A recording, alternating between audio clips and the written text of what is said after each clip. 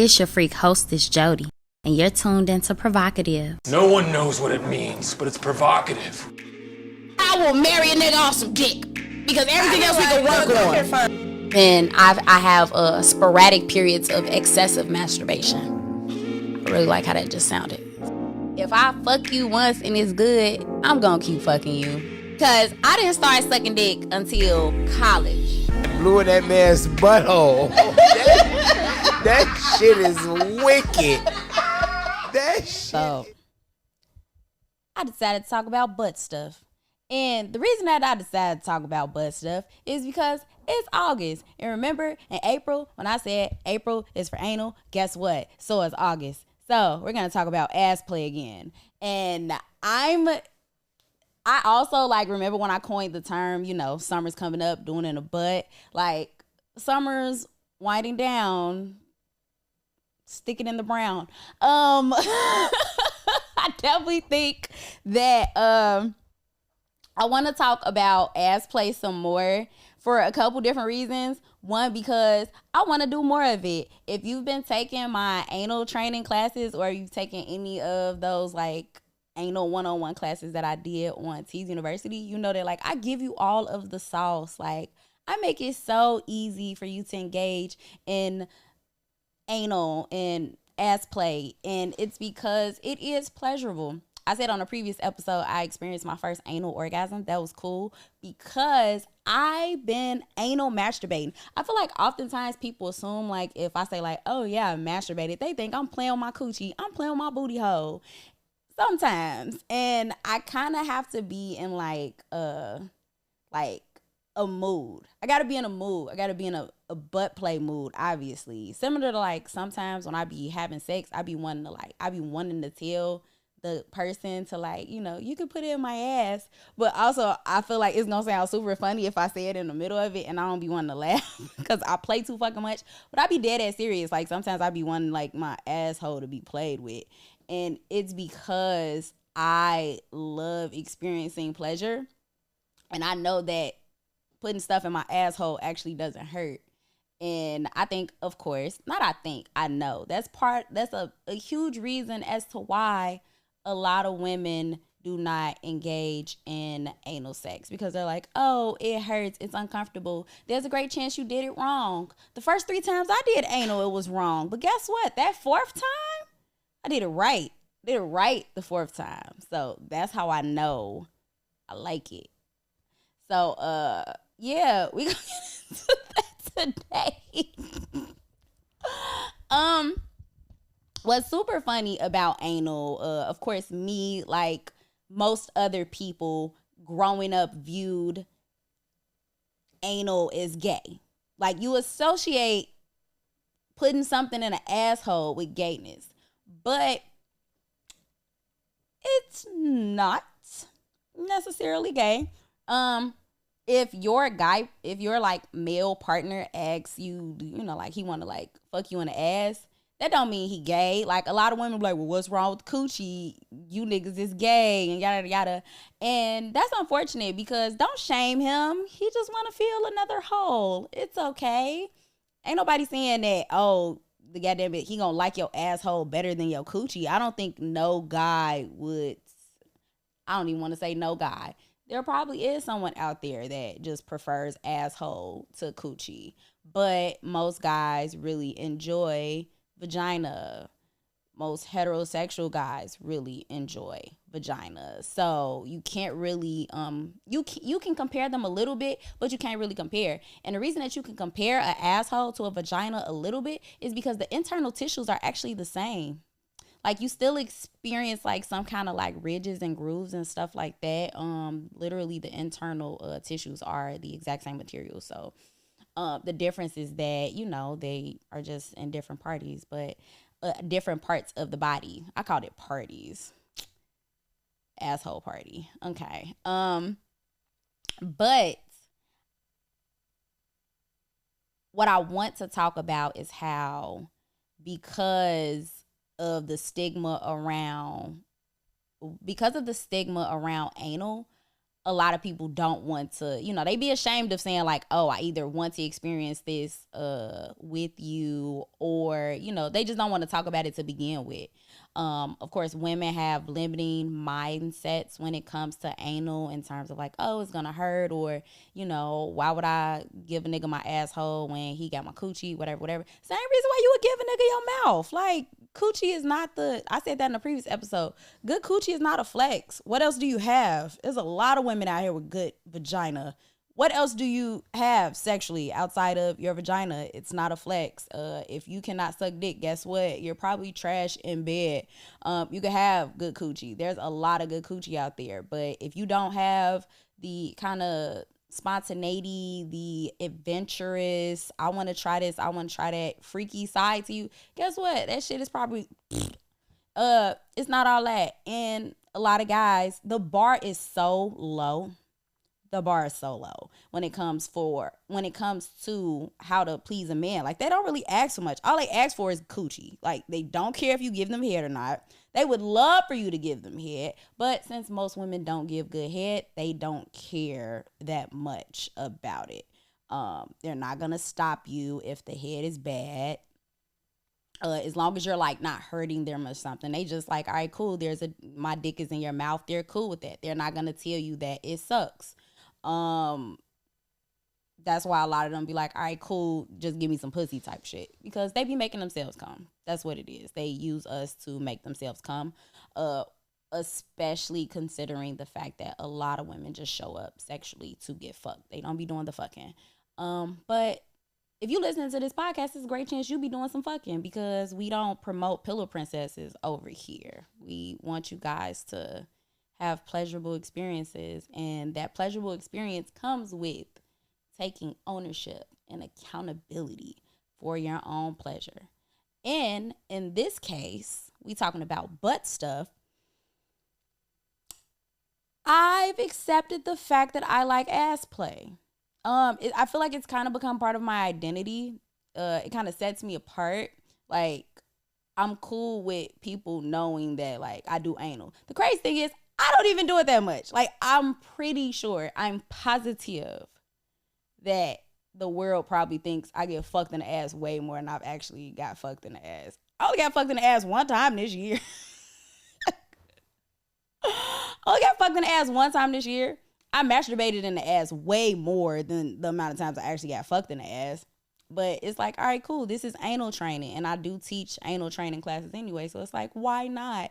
If I'm going to teach people how to embrace the different parts of their sexuality, I can't sit back and be like, oh no, I'm going to teach y'all how to do ass play, but I'm not going to engage in that shit. Like, I actually be testing out my theories. So part of that is like, all right, cool, how do I experience pleasure in ways that are not, that my body is not used to? How do I kind of unlock new levels when it comes to my sexuality and how I explore that with myself? So me exploring that shit with myself, the same way I tell y'all, like, a lot of the sexual liberation shit starts with you and you learning you. When you start anal masturbating, it gets super easy to take dick in the ass.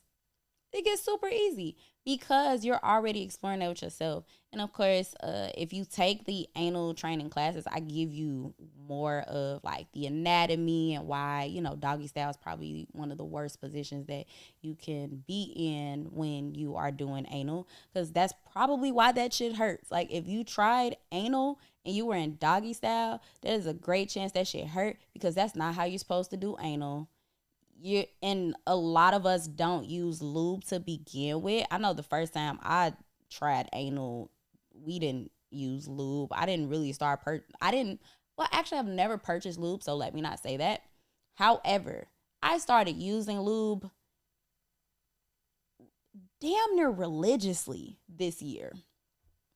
Religiously using it. And it's because I see a difference in how it feels. Like, when you use lube, it takes the sex to another level. And I mean lube, like really good lube. Not no fucking spit. Not no fucking Vaseline. I was having a conversation with somebody before.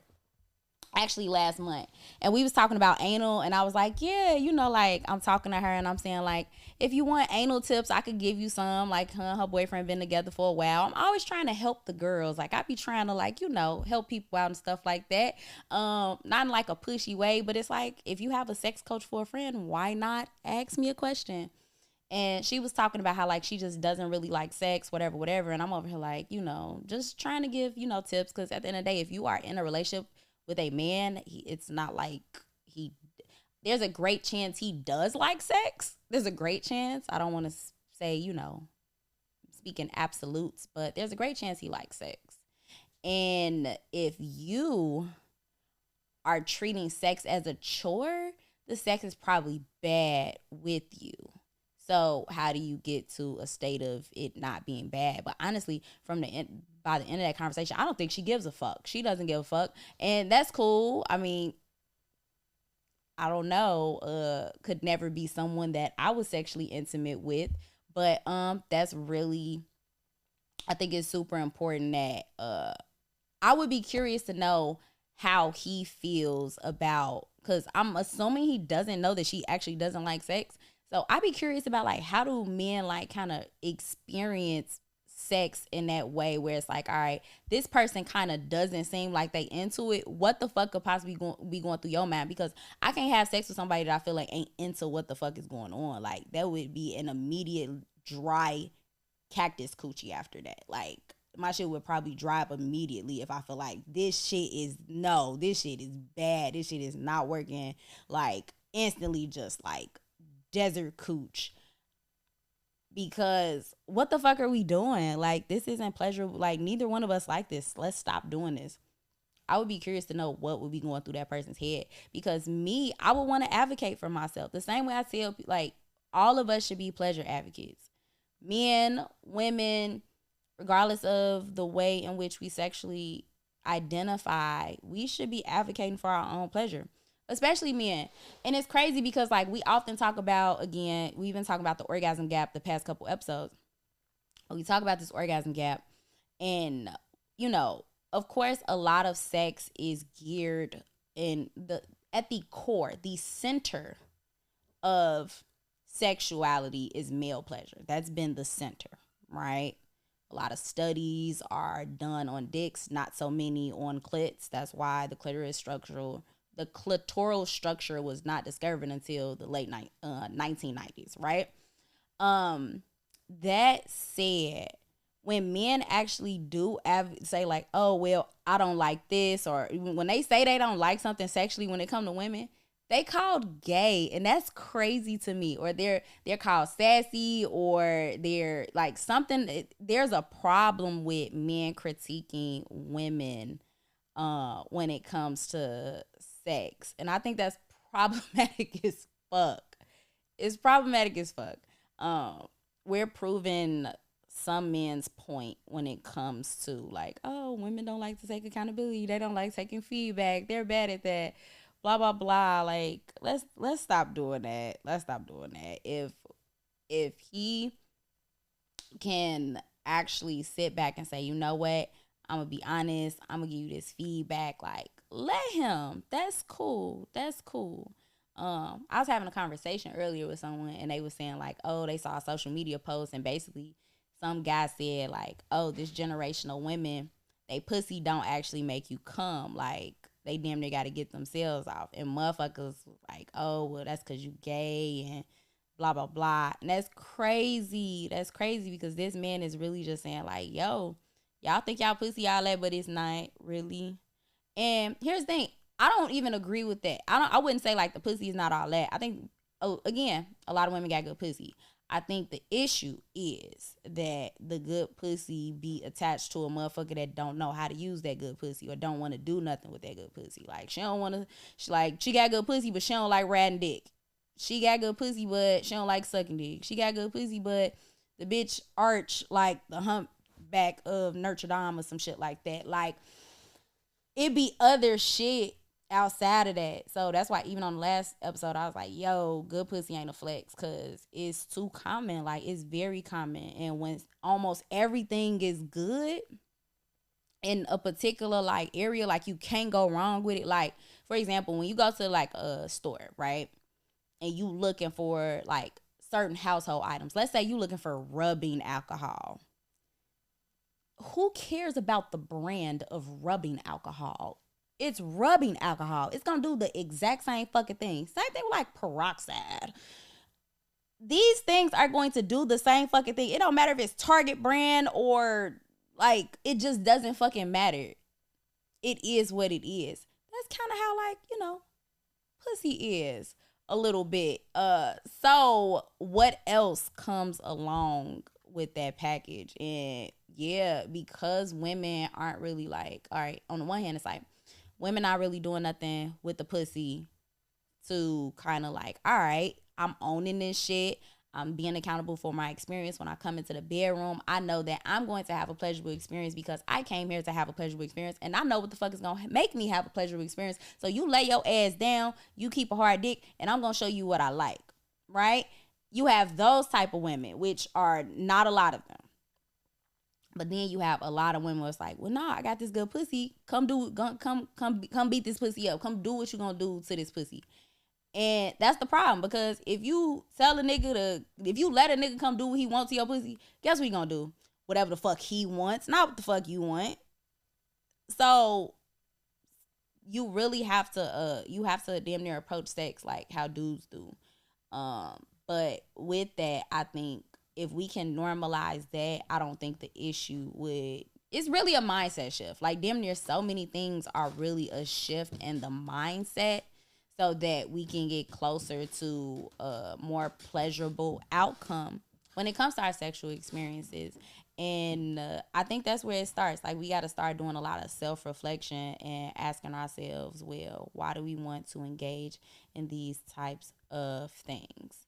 Now, to bring this shit back full circle, right? Talking more about like why I even brought up like, oh, men can't advocate for themselves and we need to start having these conversations, whatever, right? So in the beginning of this episode, I was talking about butt stuff, right? And again, once I began to shift my mindset, I understood that the societal views of how we should view anal and all of the connotations associate, like the negative connotations specifically when it comes to anal sex, right? First of all, ain't nobody getting pregnant in the butt. So for me, the pros already outweigh the cons. Like, okay, it might hurt a little bit, but I won't be pregnant behind this. Like, I think it's something that I might want to consider doing. But being able to kind of like unlearn the shit that is like, again, when we start formulating our thoughts around sex, other people's thoughts of sex are literally projected onto us, and then we live our life based on other people's view of sex that they've instilled in us. And a lot of us do not unlearn what those instilled views are. We don't unlearn that shit. We have to unlearn that shit and be able to really formulate our own thoughts around different sexual activities and sexual expression and formulate our own fucking thoughts. And we don't be wanting to do the fucking work to formulate our own fucking thoughts because we're fucking lazy. And yeah, I challenge you guys to have more time on your fucking hands and unlearn that bullshit around like, oh, you can't engage in these types of sexual activities because then you'll be seen as this or that. At the end of the day, don't nobody give a fuck for real. Like, for real. Nobody cares, especially if you own that shit. Like, can't nobody ever crack a joke when it comes to some shit where it's like, nah, I get fucked in the ass and I like it. Now what? Like, you can't really say anything in response to that. Like, you know what? Okay, she likes it in the ass. Like, there's nothing you can say to that. You can't like, even, I mean, of course you could probably crack jokes and shit like that. But again, the jokes wouldn't even there would be no shame attached to the joke because you can't crack a joke on me for some shit that I'm like, I live in this shit. Like, this is my fucking truth. I like it in the ass. And with it being August, the summer is winding down. you don't want to spend your winter months pregnant anyway. So you motherfuckers really should be doing it in the ass right now. Like, so that y'all don't be, you know, getting pregnant and being miserable throughout the summer, throughout the motherfucking winter months and shit like that. But, yeah, I definitely like the fact that I personally have gone on this journey of doing like anal masturbation, because I did say in a previous episode that I want to experience every type of orgasm. And I've seen different studies. I've seen different studies that use the number 11. I recently saw something that said, oh, women can actually experience up to 14 types of orgasms. So I'm like, man, what?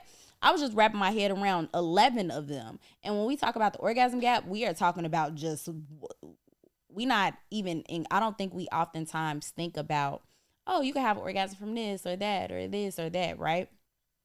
I recently, I was at a play party and I gave some women orgasms, no penetration, no clitoral stimulation. Like, I feel like the GOAT. Like, I'm like, ooh, these hands are blessed. Like, I love that for me, right? But I would also, like, I want to eventually start even doing, like, again, like, I want to have a package damn near where you could be like, all right, cool, you tell me the type of orgasm you want to have, and then I curate this whole little performance to get you to have that. So you say like, oh, Joe, I want to experience multiple, you know, like a multi-orgasm. Okay, cool. I could easily do that. Like, I personally experience multi-orgasms often. Those are my favorite types of orgasms, and I try to give them to myself often. So that's actually how I got into anal masturbating. So quick backstory. I do what I call a trinity, right? And if you've been listening to Provocative, you know what the trinity is. I put some type of vibrator in my ass. I also put a vibrator in my coochie, and then I still engage in clit stimulation. So I might have like a squirrel on my clit. I got another toy in my coochie, and then there's something in my ass. So I am being stimulated in 3 different ways at the same time. All I need is 93 seconds of exactly that. My body is going to levitate. I'm going to see Jesus. So much is going to happen in that moment. Like, I'm going to die. My whole life is going to flash before my eyes. Like, I'm married in this new life. I'm on the beach, butt ass naked, sipping margaritas or some shit like that. Like, I am living my best life for those 93 seconds. And then I explode, and now I'm just depleted. I'm like, oh my God, like, I'm gonna like hug myself and take a nap. And that is how I really started like, oh, this is cool. So I really experienced that multi-orgasm so I had experienced the multi-orgasm before I experienced the isolated anal orgasm. So that's what kind of made me say like, oh, well, you've experienced the vaginal orgasm and the clitoral orgasm. And I know that I experienced the anal orgasm as part of that multi-orgasm, but I'm like, oh, you don't know what that feels like by itself. So pull that out, like reel it in a little bit, and focus on anal masturbating so that you can see what that feels like. And I did, and that shit feels good.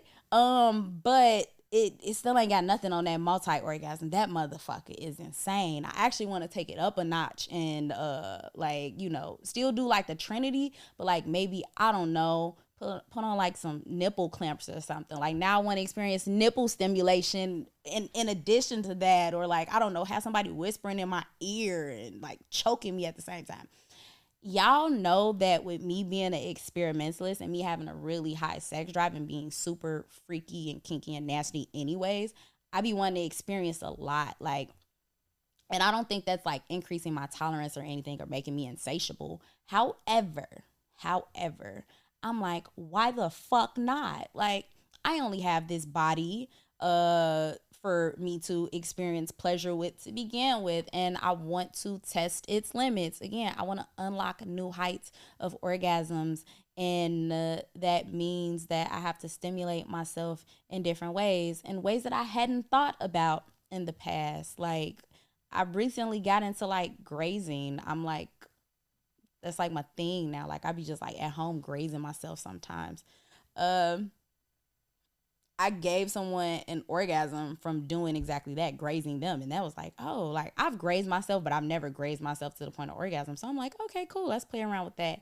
But again, I say these things to say that just because you want to experiment, and however you choose to experiment, I experiment with my butthole. You don't got to experiment with your butthole, but don't let nobody shame you out of experiencing with your butthole either, because it's yours. Everyone has one. So I definitely would encourage you guys to, reflect, think about ways in which you can incorporate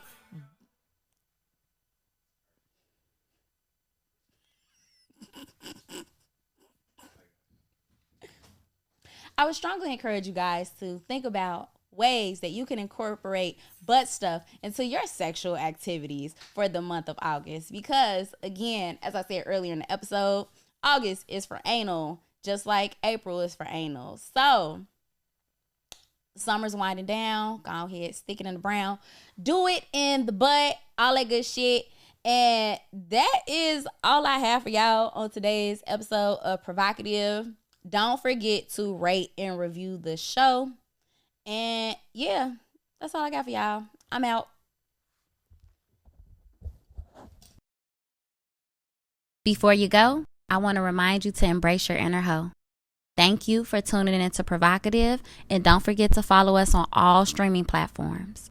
Happy hoeing. PRHOEVOCATIVE. Spell with the word hoe, because deep down, we all got some hoe in us. And this is your safe space to be unapologetically provocative. Oh, is my growl too masculine? You put the nigga in missionary. Yeah. What the